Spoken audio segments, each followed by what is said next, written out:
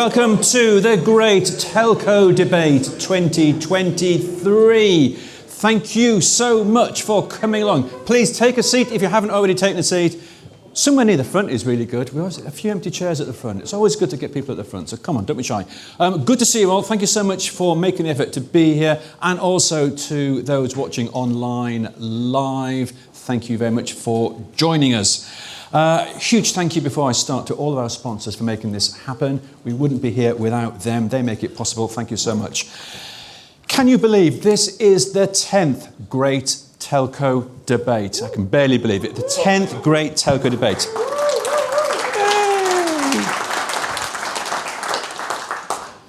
There is nothing more frustrating than taking time out of a busy schedule to an event only to find that the content is of marginal interest, and worse still, a series of blatant sales pitches dressed up in marketing blurb. It's a shocker, and yet that was true. Those aren't my words, by the way. Credit goes to Chris Lewis, who wrote those words 10 years ago for the very first Great Telco Debate. I like to think we keep changing the nature of events and spicing things up for the better. Also, before we start, did you know, I found this out recently, when the Great Telco Debate started, rather than have our massive big countdown clock, which everyone is at the back of the room, there's a logo on it at the moment, but that will show the 3-minute countdown, very, very important. Rather than that, Chris had a bell and Graham had a whistle. Yes, it's true, it's true. Yeah. The bell and whistle, bell and whistle.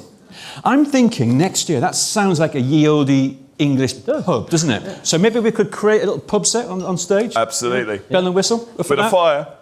There you go. And you could have Derek and Clive talking over the table. There you go. There you go. We're full of ideas, aren't we? Yeah. I digress. We have motions, as we always do at the Great Telco Debate, and we want you to vote on the motions. We will be voting, and this year we will be using the world's most advanced AI and AR-enabled voting system. And we are calling it Paddle Pro. And we can't wait to see what you're going to do with it. I could work for Apple. I've got all the marketing phrases all sorted out. I've memorised all of them. In all seriousness, these important devices are very expensive. They're the last of the kind. To activate your Paddle Pro, you need to raise it and point the relevant side towards the stage. Sophisticated electronics that may or may not be inside this device will do all the calculation for you, so don't worry about a thing. Paddle Pro OS will sort it out for you. So when the time comes, raise the Paddle Pro and rotate it the appropriate way. Green means you're for, and red means you're against. That's how it works. Awesome. The agenda. We're going to show the agenda. Here's the agenda for today. We have 5 different debates for you. 3 this morning.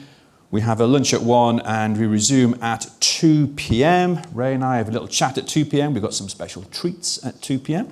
Very exciting. We also have, at what time?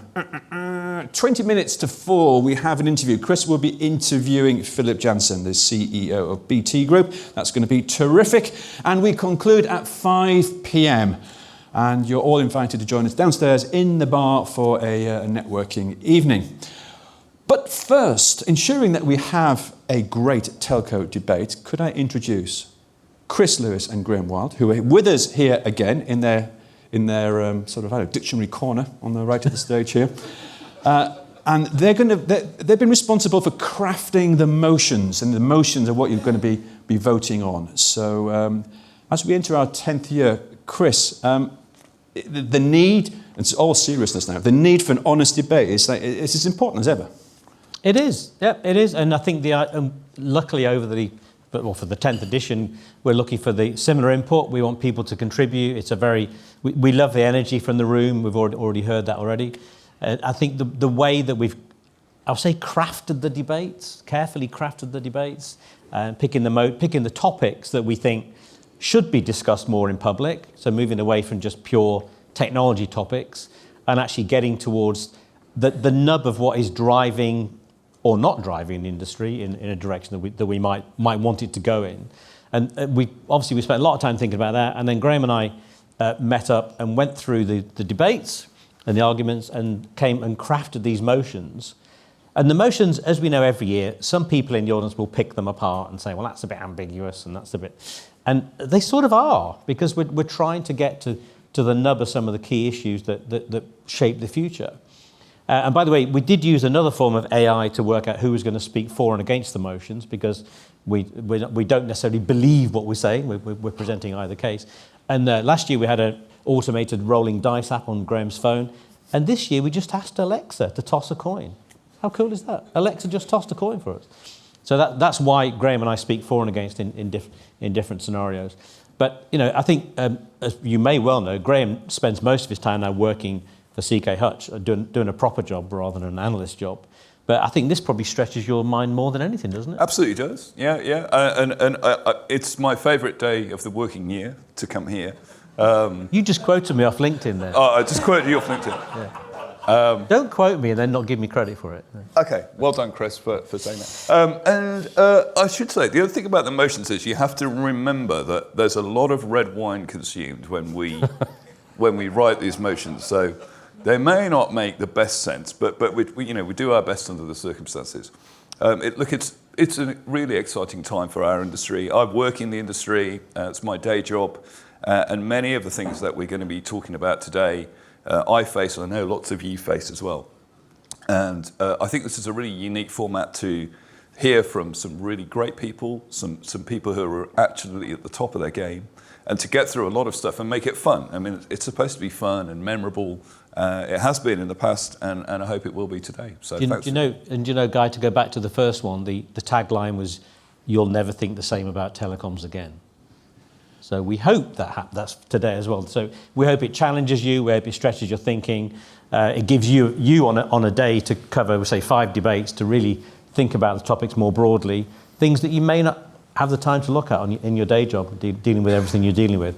So please, as Guy said, throw the microphones at each other and keep it moving. And we're really looking forward to your contribution. Thank you, Guy. Absolutely, yeah. Thanks, Chris. Thanks, Graham. Thank you much indeed.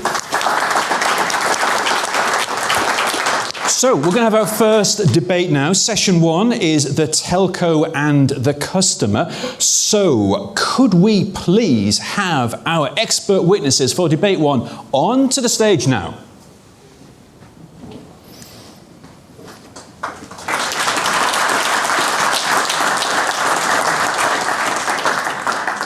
Whilst they make their way to the stage and take their designated seats, they've all got numbers, I think. You're sitting in numbered seats. Look at that. 1, 2, 3, 4. Lovely. Let me just give you some brief information about how the debates work. So we've got a theme. It says the telco and the customer is our first one. We invite expert witnesses to present their views and opinions on this theme. They have just 3 minutes to do so. 3 minutes. We are rigorously enforcing the time. Everyone note there is a gigantic timer in front of this lectern. It's gigantic. It turns red at the end of 3 minutes. Please, you don't want it to turn red. Please respect the 3 minutes. We will then introduce our motion, as Chris and Graham have mentioned earlier, and that will frame the voting. We will move across to a debate format. We'll have Q&A from all of you. We'll get as many of your comments in as possible. And then at the end of the session, we will have our vote using, of course, our Paddle Pro devices. So let's move on with the first debate. Telco and the customer. We're going to go back to basics in a way. We want to know what the telco is going to look like in 2014. We want to know what that shape's going to be. Are we going to have vertically integrated telcos, or will we see further delayering of telcos? What about trends we're hearing? The Techco trend, for example, the move from CSP to DSP, all these aspects, and the relationship to the customer. It's the services, it's the customer. So, to start things off, could we please have our very first witness of this year to the stage? And let me introduce Werner Schaefer, please. Werner Schaefer, who is Vice President, Sales and Marketing Group, General Manager, Network and Communications Sales Group at Intel. Werner, it's all yours. Well, good morning. So the concept of an expert witness is sort of interesting because You know, like on automobiles and every other things, we're all experts because we use it every day, right? So I thought when I talk about the customer, I'll start very egoistically with myself. I am a customer, and I want the telcos to be what I want them to be. And what that means simply is I'm a father of 3 teenagers. If you have teenagers, you know what that means. They're always on their cell phones. They're always doing stuff there. My wife is a small business owner, and yes, professionally, I do work with telecommunications companies. Well, that's the second debate I'm going to be on, so I concentrate on the customer side of this. I want you to be what I need you to be. And what that simply means is today, to me, you're unfortunately mostly a utility. It's like my light switch, or it's the water coming out of the faucet. I'm connected. You are my pure connectivity that I have today. If you want to stay relevant to me as a telecommunications service provider, you got to add value to me. And that value needs to be perceived more than a utility. On my electricity bill, I have a company that actually brokers me and switches me to a different provider every 6 months. That's the cheapest. If you want to be in that position and provide just connectivity and going to be switched out every 6 months, just be a connectivity provider. Or you figure out how you will be relevant to me, my family, and my wife's business. Now, instead of just giving connectivity, how about you go and you utilize all the wonderful data that you have about me and my family? How do you make that relevant to me and to my wife's business? She's got a fleet of vehicles on the street. Rather than just giving a phone connectivity, how about you help me manage that? You know where the congestions are. You know where the congestions are going to be. Yesterday we talked about AI. Well, if you use some of that AI, you can actually predict things and you can save her money. Would she be willing to pay you some more if she can save somewhere else? Absolutely. You have all the data. Yesterday someone said, well, if I would have $1 for everything, when someone told me you utilize my data, I'd be rich. Well, be rich, do it, right? Go utilize that data, make it useful, and win my business and everybody else's business by bringing more than that connectivity to the table. And I believe there is operators out there that are working on that, they're looking at that. And obviously as an ecosystem, we need to help you. We need to come with solutions that are gonna make that work for you. But being the connectivity provider, the dumb pipe's not going to get you to another G, and it's not going to get you to where you need to be as a company. And it's not be an either or. You have to do all of that. You will have to have wholesale. You will have to be out there and create to the business community just as much as through the consumers if you want to survive and not be overtaken by the hyperscalers. And with that, my 3 minutes are over. Thank you. Werner, thank you very much indeed. Thank you, Werner. So our next expert witness is Erez Sverdlov, who is VP of Cloud and Network Services Europe at Nokia. Thank you, Guy.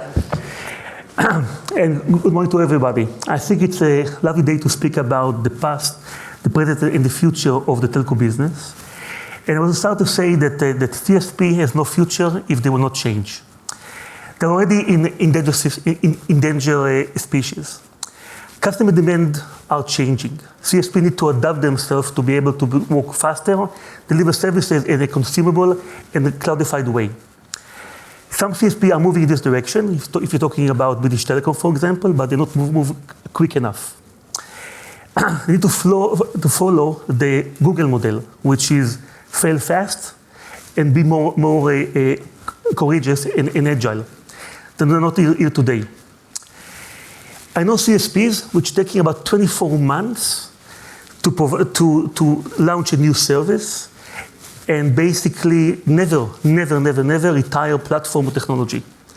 This is not profitable and this is not a way to serve the customer. The CSP need to be digital service provider, need to work with AI, automation, machine learning. But they have to speak about network as a code to optimize the performance and to optimize their revenue growth. In some ways, we're living in the past, in the 1990s. Specifically, when we're talking about the wholesale. There's always been value in wholesale. Look, for example, in OpenReach and City Fiber today in UK. During downturns, the service of wholesale will always growing. Even I would say they buy rather than build in a time which is tough.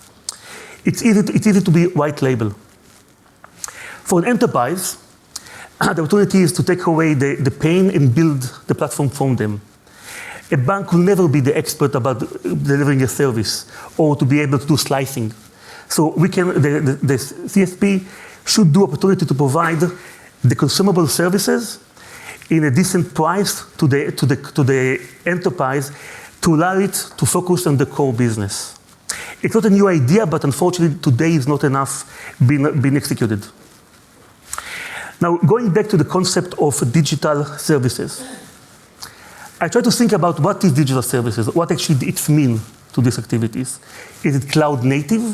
We're talking about AI, we're talking about the way we consume services. You know, if you look currently on the government, it's probably going to be about how you're going to fill your tax online in secure and safety way. In my terminology, the connectivity is important, but without a smart infrastructure, the application will not work. The value is in the application, and they should be delivered on demand. And finally, platform that enable everything is the future. Thank you. Great, thank you very much. Thank you, thank you.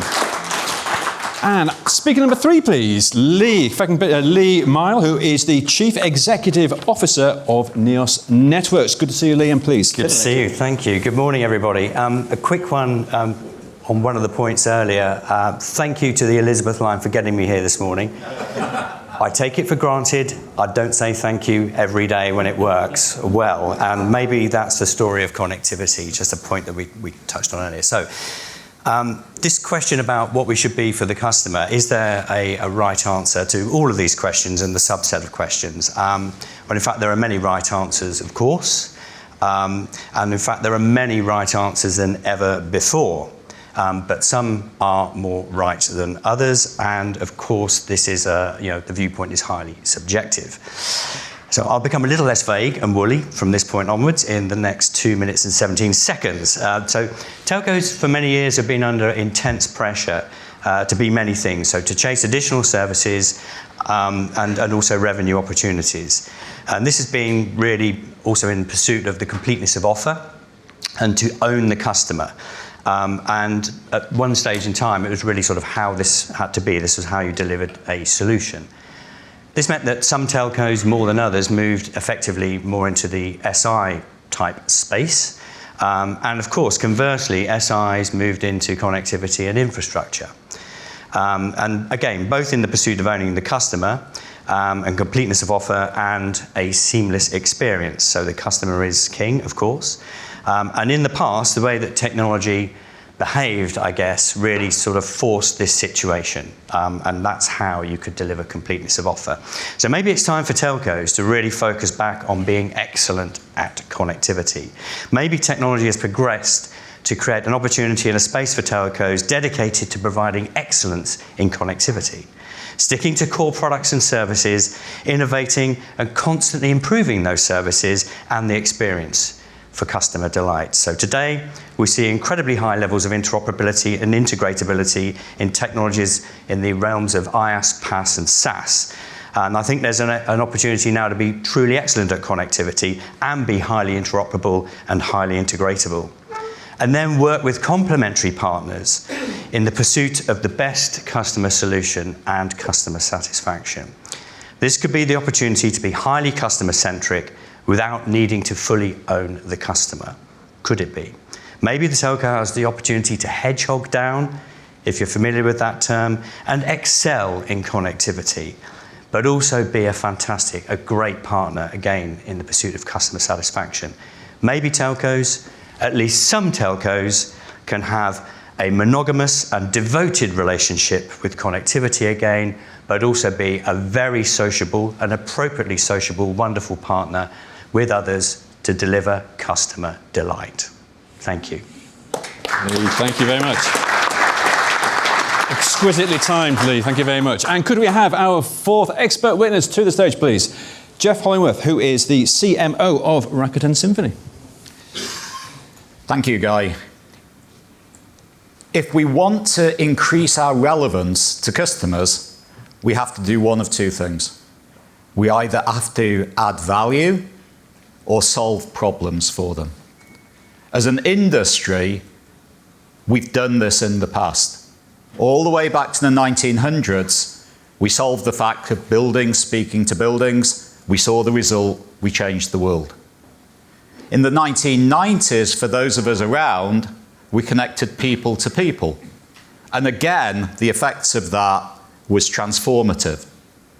Those two large problems are figuratively solved. When a technology is successful, it actually disappears into the background and you only notice it when it doesn't work. We've been highly successful.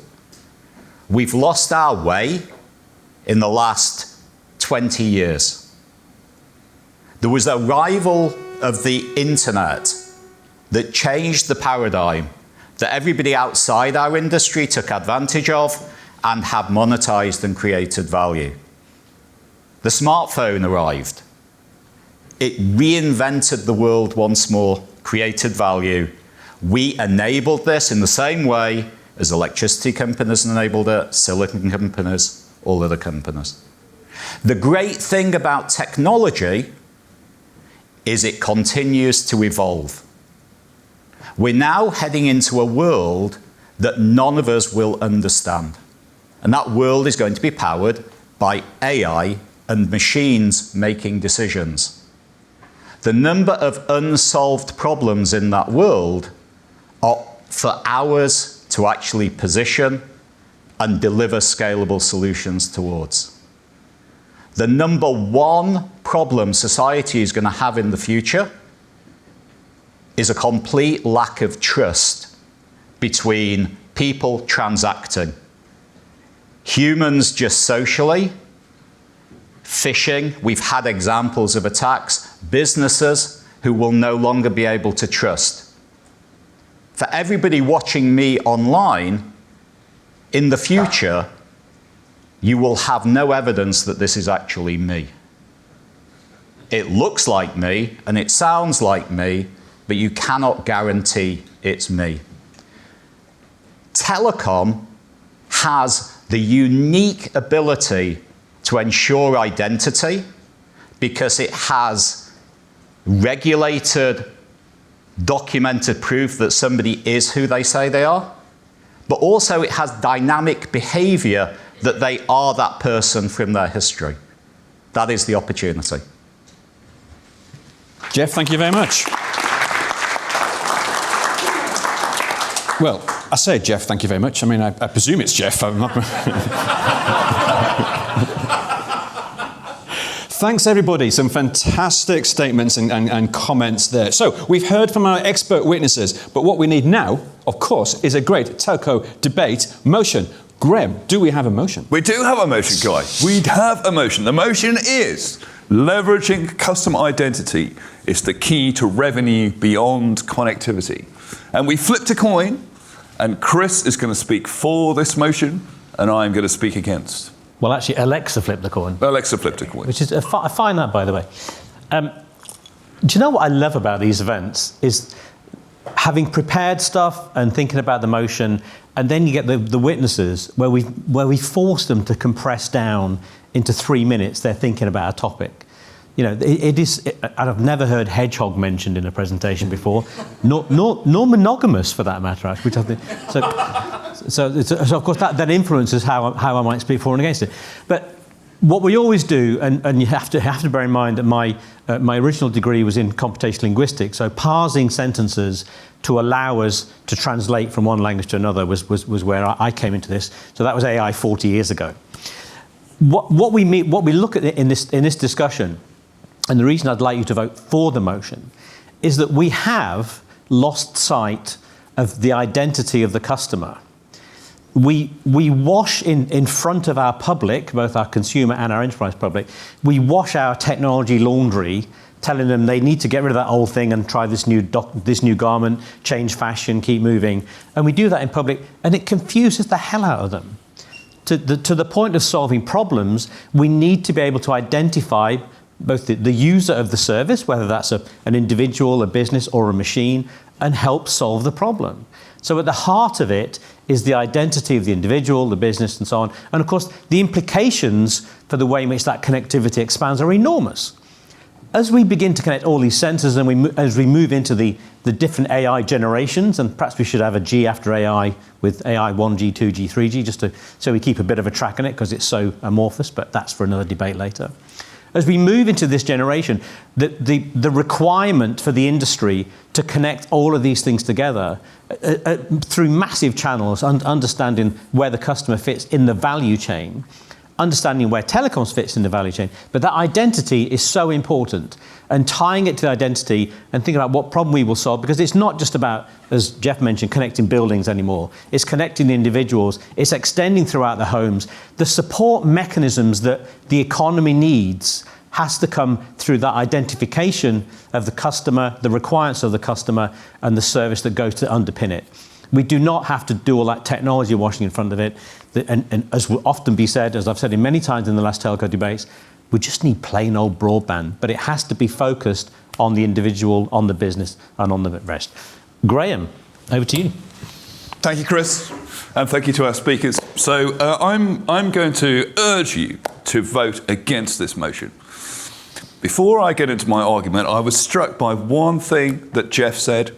Geoff, if indeed it is Geoff, he said a complete lack of trust. A complete lack of trust. And that's a phrase that my wife uses a lot with me, actually. If indeed it is me. So that resonates a lot. Anyway, so look, when I look on LinkedIn, I've been around, I've been in this industry for a long time, I've been working for a long time, and when I look on LinkedIn, I've got lots of connections on LinkedIn. And 10 or 15 years ago, those people that I'm connected to, they all had proper jobs, right? They were like product managers, they were radio engineers, they were management consultants, they were VPs of marketing, whatever. When I look at what they're doing now, so many of them are business coaches. Like, there are more business coaches than there are actually people doing business. And, we need business coaches, right? We need that. It's good. But there just seems to be so many of them. And people seem to have this idea that when they get to about 50 and they're a bit bored with what they're doing, they're going to become a business coach. By the way, this is always his technique to get you thinking about something totally different, right? Before we get to the motion, right? So I called one of my friends, who's a business coach, and I said, how's the business coaching thing going? And he's going, it's going well, it's early days, And I'm like, it's early days, you've been doing it for 3 years. Right? Like, when are you going to realise that maybe this isn't going to be the big money maker you thought it was going to be, right? And that's why I think you should be voting against this motion, right? Leveraging customer identity. We do that, right? CK Hutchison does that already with our mobile operators. 3 in the UK. We have lots of other mobile operators around the world. It's great. It's a profitable business, okay? It's a good little business. We make a few million out of it. But it's not going to pay for 6G rollout, okay? It's interesting, it's fun, it's a nice little add-on, but it's not your day job, right? It's not going to pay for big infrastructure. And I'm with Lee. I think, the big game here is connectivity. You've got to do it well. It's not simple. You've got to do it well. I urge you to vote against this motion. Thank you very much. Thank you, Graham. Thank you, Chris. It sort of sounded like a therapy session. Right? It was. You're getting something off your chest. That's why I enjoyed today so much. Thank you. Yeah. There's more coming. Do you know, Graham pays us a lot of money to be here. but Guy, the other thing before we get into opening it up is I think if you look at the whole motion, then identifying the customer is important, and then the delivery. And it's good we have Neos on one of the witnesses there. So the delivery, and it's partly a question about the structure of the industry, because who is the customer and where does the customer sit in the value chain? And I think that's one of the nub of the matter. And I think if you, for those who were lucky enough to be with us last year, Phil Jordan, the Group CIO of Sainsbury's, actually made a comment in the fireside chat in the afternoon. He said that for telco, customers are an abstract concept. And the lack of loyalty scheme, the retail guys have a loyalty scheme. We as an industry, we talk about the customer And actually, Lee, you used one of the phrases that I ban, or generally ban, which is owning the customer. I think respecting the customer has to be this change of attitude, and actually making sure that the focus of the service is on, I think, as Geoff said, solving the problems of the customer. So it's a multi-layered. There are always multiple layers within the motions that are important. Guy, back to you. Chris is desperate for your vote. Please, just vote for Chris. Thanks, Chris. Thanks, Graham. That's our first motion. We're asking you to vote on that soon. But first, obviously, we're going to open this up to all of you. And let's get your input, because that's why you are all here. Look at this. Hands are going up. Ping, ping, ping, ping. Who can I pick on first? Andrew, wait a second, because a big blue box is on its way to you. There you go. If you could say who you are, where you're from, and give us your thoughts. Thanks, and good morning. My name is Andrew Coward. I'm the General Manager for Software Networking at IBM. I have a whatever happened to question, kind of related to this topic. If you recall, way back, maybe at least 10 years ago, there was this thought we would use the billing relationship that telcos have with their customers to sell them more things. And would use that, dare I say, identity credit card relationship to use that in a transactional way and use that model. So when you went online, you would bill to your credit to your telephone line essentially, or your mobile line.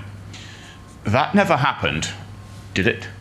And so my question is, if it didn't, are we going down the same path again with identity if we try and force something that didn't work kind of 10 years ago? Why would it work now?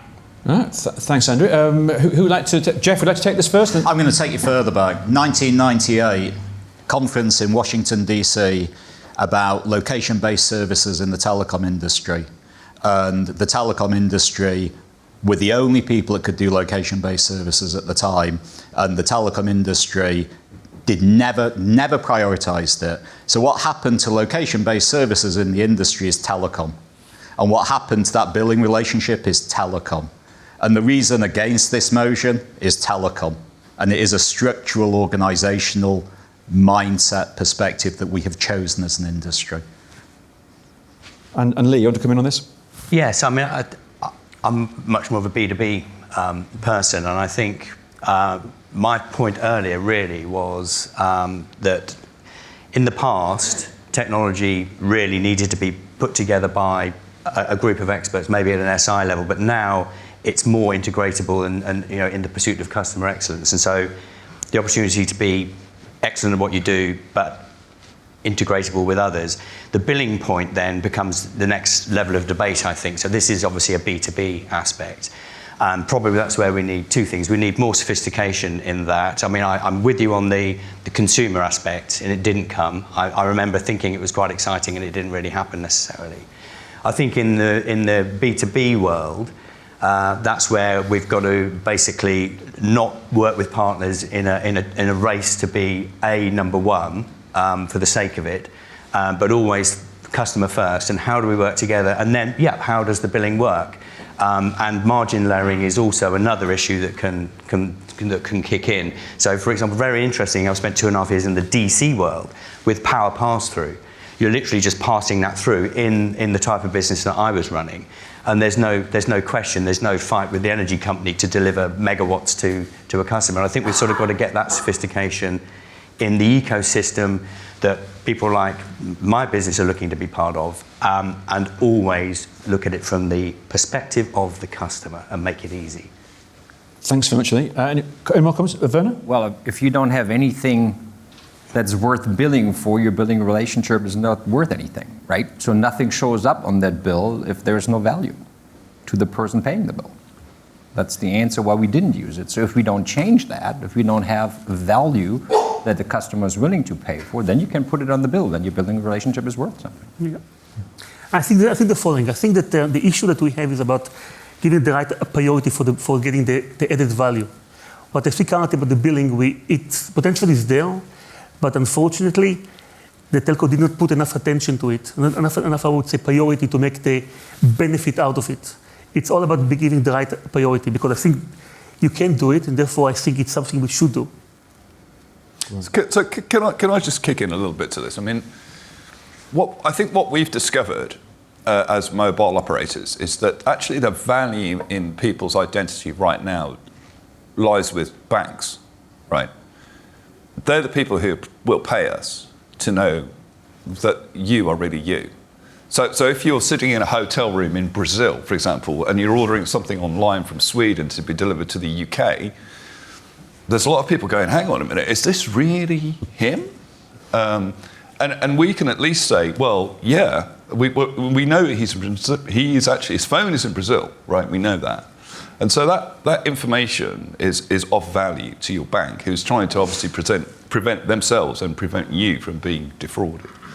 So in direct answer to your question, I think maybe, the whole adding things onto your telecoms bill thing didn't happen, but there is value in your identity, but the value is going in a different direction to the way we expected. But it did happen. It has happened, hasn't it? Because the number of announcements you see with operators with Spotify, Disney. I don't know how many free accounts I've got for Spotify, Disney Plus, and other things. Which admittedly is part of the promotional campaign. But there's a certain stickiness with that, so that does get billed through, and it does differ in different countries. I think one of the things we always say in the debate is that whilst we talk about the telecoms industry globally, actually every country is different, every operator is different. There are language issues. You look at people like Turkcell who have done very well extending the service and adding things into the mix. And obviously there's the examples and they are the exceptions, I accept, Andrew. They are the exceptions, like Safaricom, that have got payments in. But it has gradually come in. I think what has failed is the big ambitious projects like AT&T with Time Warner, and to a lesser extent BT with Champions League football in Europe. But there are examples of it, and it's attitudinal. If the people driving the business are the engineers and they're looking at the next technology, which of course we have to do, but it's my point about washing our laundry in public. We need to get away from the internal focus of the industry, let that run, obviously automate the hell out of it, that's later on, but then actually focus on what we're delivering, what we're supporting. And we are supporting phenomenally all elements of the economy as we live in the virtualized world, whether we're in Brazil or Stockholm or indeed London. What were you buying from Brazil, by the way? I'm not. No, I think we don't need to go there. No, let's move on. Let's move on. It's a debate for another conference. Great first question. And Verizon's streaming bundle news earlier this week. Is that just promotional, or is that changing the face of streaming? One for another time. Now, thanks for your answers and comments. I did see 3 or 4 hands come up, so I'm going to sort of go through in order I've seen them. And I saw Francis first. So Francis, I think I'm going to come to you first. If blue box around somewhere, there we go. And there's Dean over there, and there's Neil, and I think Raj at the back there. But Francis. Hi, Francis Hayes from Appledore Research. I'm probably like many conflicted on this question. That I see an opportunity in identity for a telco.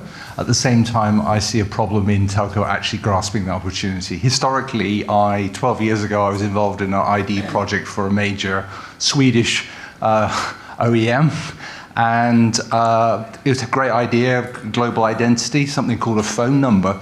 May have heard of that. And it failed. It failed simply, and the competitor of Facebook ID or an Apple ID took off. And the reason it failed was because the business model of the telco couldn't grasp a global need, a whole set of problems of that one. What does the panel think about, or what does a telco need to do to think differently? Do we need to think beyond just the API of this is me and this is me as a phone number? And how does the panel think we can better engage with industries like banking, for example? Is the way in which we need to do it, and can telco do that? Right, thanks, Francis. What do we need to do? Can we do it? Can we do it better?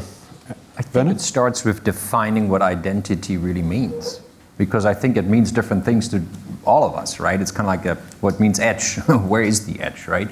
Identity, is that just my phone number, or is identity all the aspects that make up my life? That's my identity about that. Like I said earlier, right? What's the value that you can bring to my overall identity as someone in business, a family, a father. What is it that makes my identity that then will make the difference? And I think if you take that holistically back to the point of data, that's where you can make a difference as an operator. Just saying, I get Geoff's points and saying, is it really me? But that's just one aspect, right? Once that's a check mark, yes, it's me with the phone in Brazil in the hotel room ordering room service, what he said, nothing else, right? That's clear, but what else is there? What do I need? What's my anticipated need? Okay, I'm in the hotel room, but now I need transportation because I'm going somewhere, right? I think that starts the definition. Thanks, Werner. Lee, business customers. Yes, I think here, you're getting into the realms of changing the operational mindset, I think, on B2B. So we're increasingly bringing very interesting technologies into our businesses to run networks that can make them more visible, but also maintain security and integrity. So if you're dealing with very capable, we generally have very capable customers who can meet us at some level, at a technology level. So I think there, operationally, to bring in more immediacy and urgency and agility, it's about opening up in a very secure way, and that secure way will be about the customer identity, but a business and how they come into your organization and how they're verified.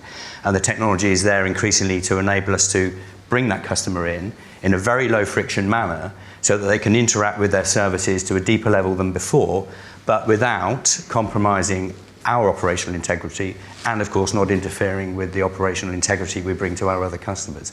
So I think that's a form of customer centricity for me in the B2B world. The technology is emerging and coming, and it's down to us to unlock more of it. And that's a culture thing, and that world is changing, which is good. Great, thanks, Lee. And we'll come across to Geoff as well for your comments. Yeah, and I hope, Francis, you can hear in my voice, I'm equally conflicted in this topic.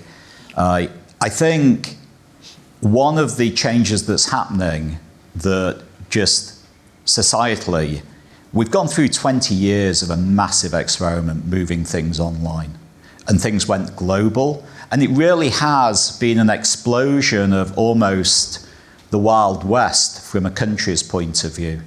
I think now we're approaching, and it always happens, we're approaching that point of, wow, we're now all living online. More and more of our lives are dependent on this. The first people that moved there were the criminals, and they're having a great time, and they are really, really good, and they're set up as businesses.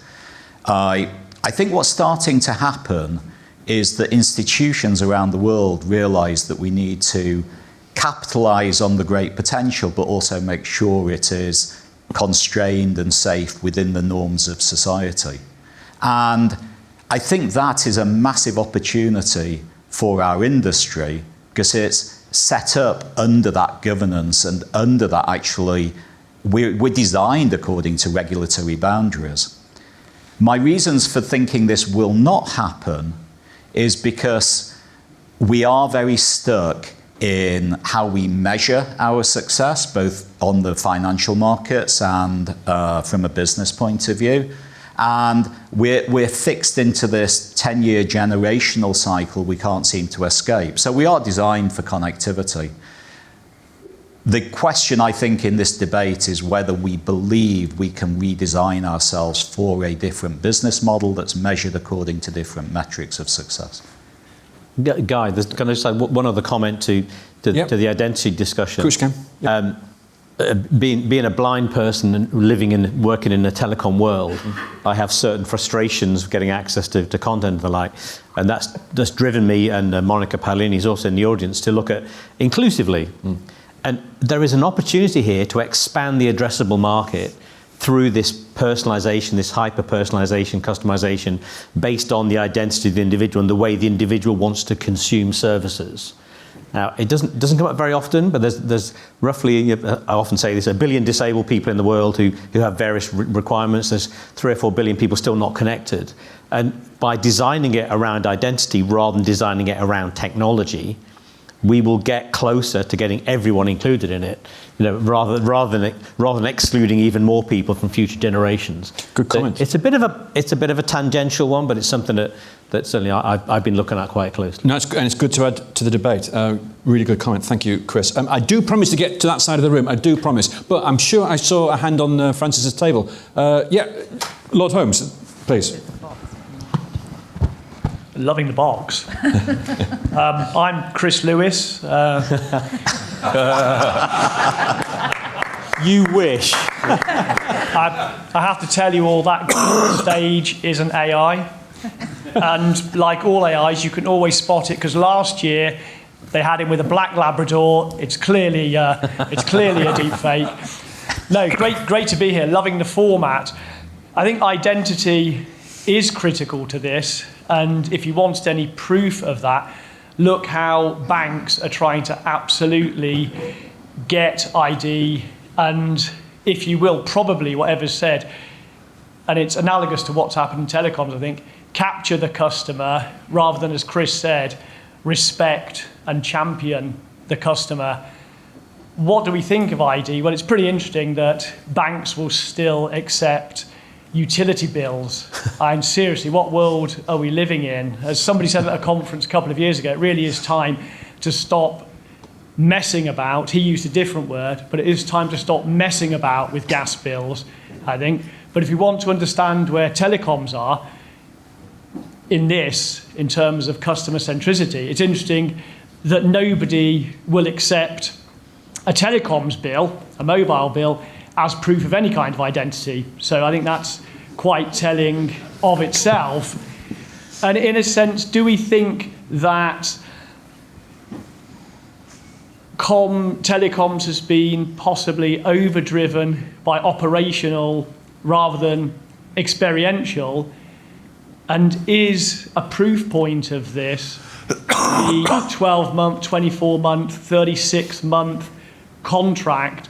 Does that show a lack of belief in the product, in the customer connection, and really having the customer at the centre of the business? And if we want any more further proof on ID, look how the big techs are looking to really home in on this. And it could be a winner takes all, and that's a disaster. So we need to think more into self-sovereign ID and putting identity in the hands of all of us, because it's our identity. So I think I'm on that side of the motion. And finally, before I give up the box, I think Graham fundamentally killed his argument to vote against it. He was making so many good points, but if you want one thing to prove that we should be voting with Chris, Graham said in the past on LinkedIn, people were doing proper jobs like management consultants. Thanks. In fact, we're going to get if we can get the microphone box across to Ray, because Ray's got an online question I'll come to. But any thoughts from our guests to respond to Lord Holmes? Any quick comments? Otherwise, we'll go across to Ray. Ray, come on. We've got a question online. It's just we've got an online audience, and we've just got a couple of comments from that audience. So I just wanted to add them into the mix. And the comments we've got are: is the customer ID really for sale? Other companies also own these identities. It's not just the telecom operators. And customers don't need to be people. What about this economy of everything? Right, who's next? That side of the room, I think You ready? Dean over there has been waiting very patiently, so that's only fair to pass it right the way across to him. Who are we going to? Oh, we've got two boxes. Look at that. We've got two. Oh, no. Wow. Dean, they're multiplying as we you're speak. important. We've really invested this year. Dean Bubley from... Sorry, Dean, just before you do, Dean, quickly on the question about the ID for sale, isn't it, really? Yes, is the customer ID really for sale? Well, I don't think we're saying that at all. I'm saying that, or we are saying that businesses are in a position, for example, where they have to make sure if a customer is transacting with them, it's actually the customer.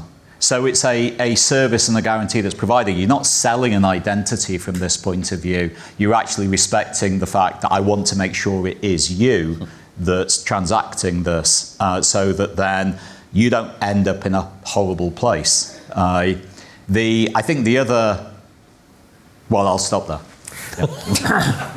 No, but I do see the comment about what's unique about. We also know where the customer is. So we have the ID, but we also know where the customer. So being, I would say, holding the customer position and location, what enables us to identify him better and give, I would say, the benefit of doing so.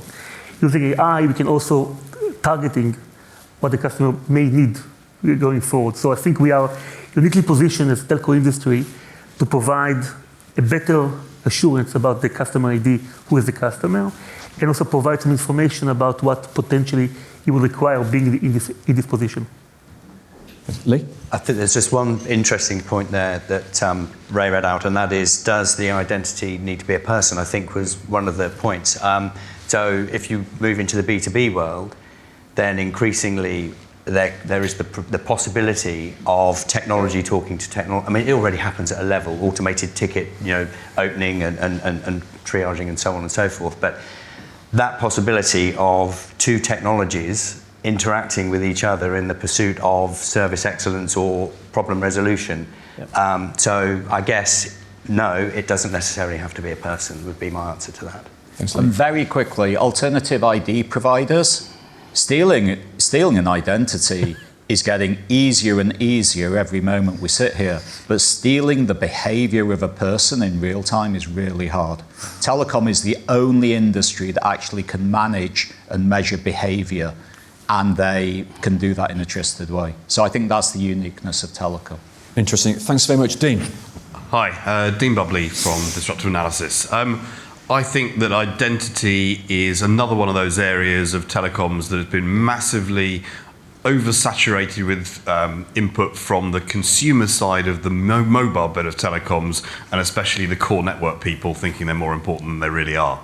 I think, first off, B2B, we've already had the customer may well be, it could be a robot, it could be a router, it could be a camera. It's not really identity. Wholesale, your customer is another telco or another service provider of some sort. So those are. Home broadband, the customer it's the homeowner or whoever pays the bill. It's not the individuals in the home. If you have a streaming TV on in the living room, the telco doesn't know if it's you, your spouse, your children, your cat, or an empty room. So there's no identity angle there. So you're left with the bits of consumer mobile when you're not the 70% time when you're on someone else's Wi-Fi, not authenticated with a SIM card. And you're left with this bit of time when you might be doing something, maybe using Google Maps walking down the street. Or maybe it's in Brazil, and yes, they've got cell ID and roaming ID. But I think the whole identity side of it is massively overhyped by consumer mobile, not telecoms as a whole. But I think that's a very narrow view of identity. Where's that come from? No, it's not. No, he's absolutely right. That's why. No. You two are banned. I'm sorry. You're banned. Over to our expert witnesses. No, identity is not just the consumer. I mean, the robot doesn't pay the bill. The TV doesn't pay the bill. There's a company behind it, or the family behind it, whoever it is, that pays the bill at the end of the day. Someone's got to foot the bill.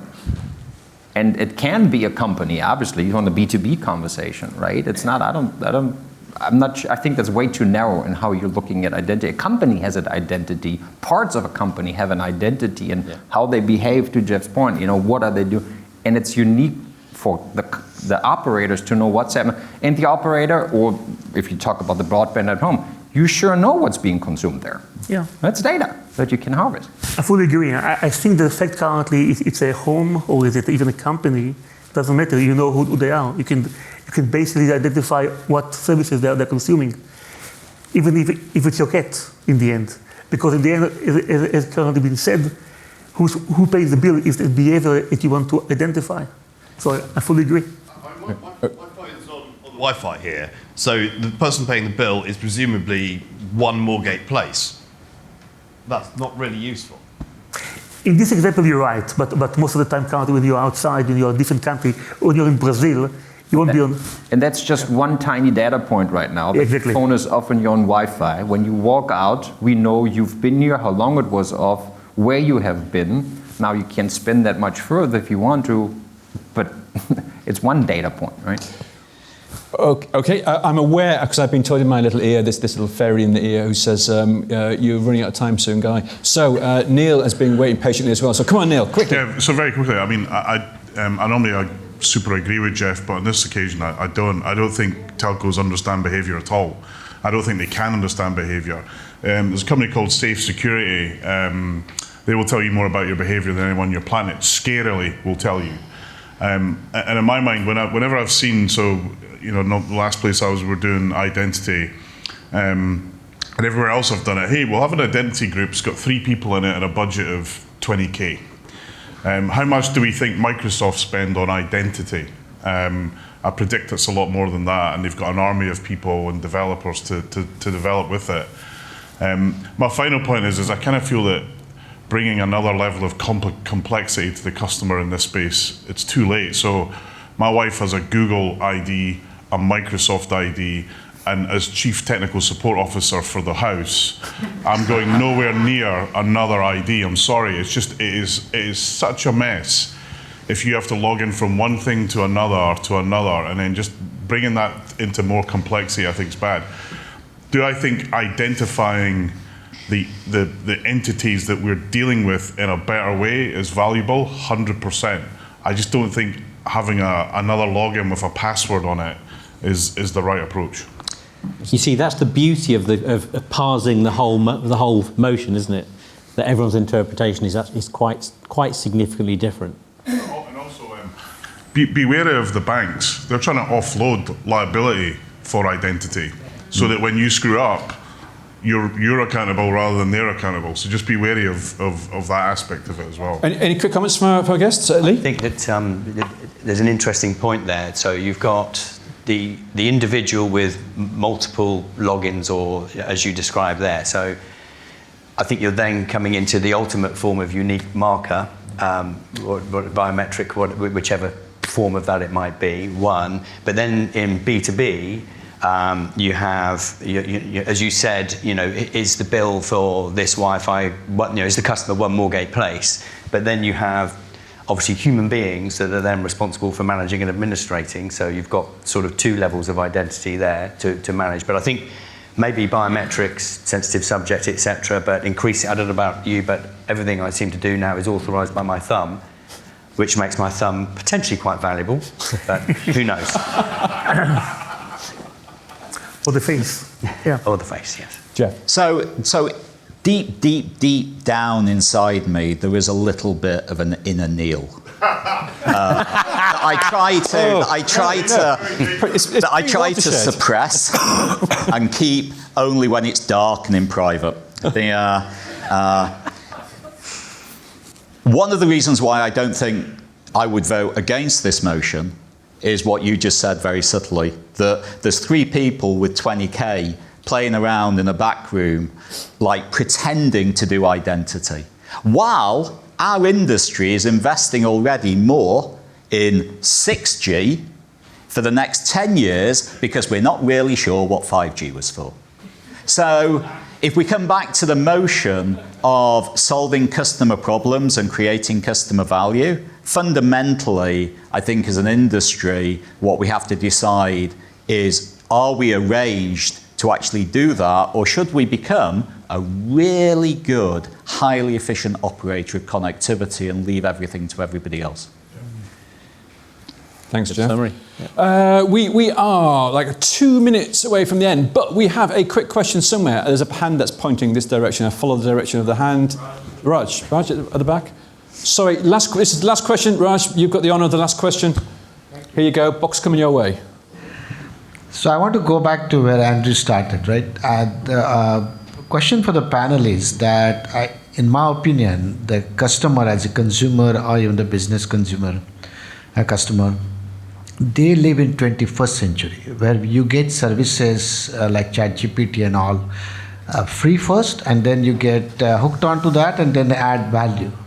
The telcos are stuck in 20th century. They still haven't figured out that consumers have moved on to the new world where anytime you want to make money off the consumers, you can't start with this bundled plan and your monthly subscription. People just ignore it and just move on to Google and Apple. So the question really is that, is it the identity or the key question is that telcos have to figure out how to migrate to 21st century. Right, are we stuck in the 20th century? Do we need to know how to migrate to the 21st century? Any thoughts in the final minute we have? Werner, you're nodding your head. Yeah, it's kind of what I started with in saying, if you don't add the value to me, you're stuck in the past. And that's what we all have to find out. And how do we bring more value? And that is the same on the consumer side as it's on the B2B side. And it doesn't mean, in my view, that now all telcos have to come, and that's maybe the later debate, to, what does the future offering look like, or how do we support that? But it's not that the telco has to now all of a sudden become an app provider, a service provider, XYZ. Connectivity is at the heart, but what do I put around that connectivity that is so valuable that the customer is not going away from me and really values the connectivity and is willing to pay for that extra service that is surrounded of that connectivity that I provide. Thanks for that. Any further comments before we wrap this up? I think as an industry, we have continuously improved what we do through time.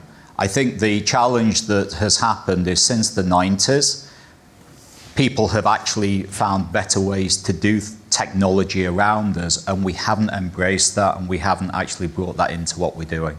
I think we are starting to do that now. The question is whether we can do it fast enough and in the most progressive way so that we can be relevant. I think there is a core structural, you phrase it very well, I think we are stuck in the 90s. But I think we're aware of that for the first time. And now we are having questions that would be heresy are raised. Do we need a 6G? Are we still going to do this cycling thing? Can we even afford it? I think now is our time as an industry to decide if we choose to behave and structure ourselves differently around that. Now, the business that comes out of that, I think then we have to decide. Great point to end it on, Geoff. Thanks very much. Thanks very much for that. We have to end it now. I'm sorry we couldn't get to all of your questions in the time we had. But we have to move on to our vote. And on the screen, we are going to get a reminder of the vote. Leveraging customer identity is the key to revenue beyond connectivity. So if you prepare your Paddle Pro devices and if you will activate them either green for with Chris or, if you believe in Graham, red against. Here you go. Paddle Pros in the air now, please. Paddle Pro OS is working. It socks off. And what does it say? Yes. Hello. Hello. Yes. It looks like the againsts. So Graham has the motion. The motion is defeated.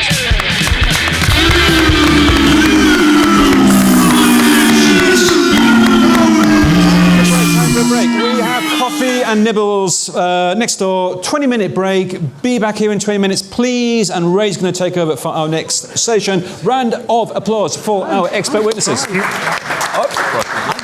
what? I'm surprised because